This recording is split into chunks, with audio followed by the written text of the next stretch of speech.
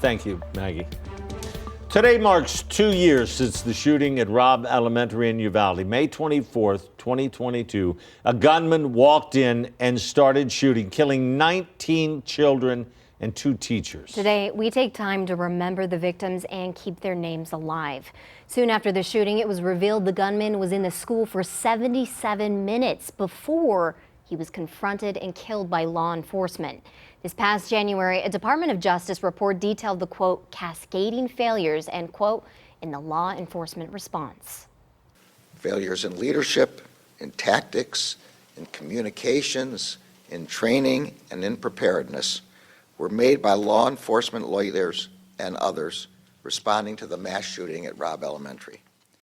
Blame went on then school police chief Pete Arredondo and his failure to treat the situation as an active shooter situation. 3 months after the shooting, Arredondo was fired because of all the mounting criticism for the botched response during that shooting. He was identified as the de facto incident commander, and to this day, the Uvalde community is still calling for accountability. KENS 5's Zach Briggs is in Uvalde for us this morning. And Zach, I know you spoke with one of the victims' family who's made it his mission to fight not only for his son, but also for those 20 other victims.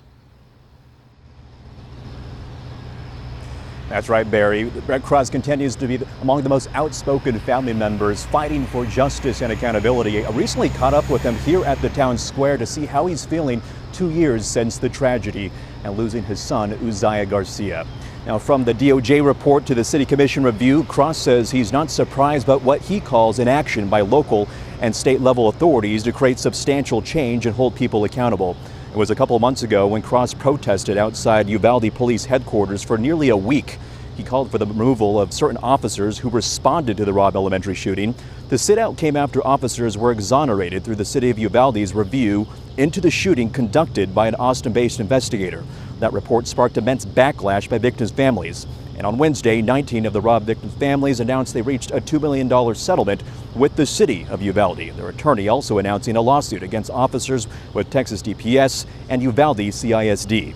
Cross says his advocacy for accountability is not slowing down anytime soon.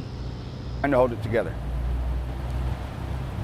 which is something that we have to do every day. I still have 6 kids that deserve to have a better world in front of them.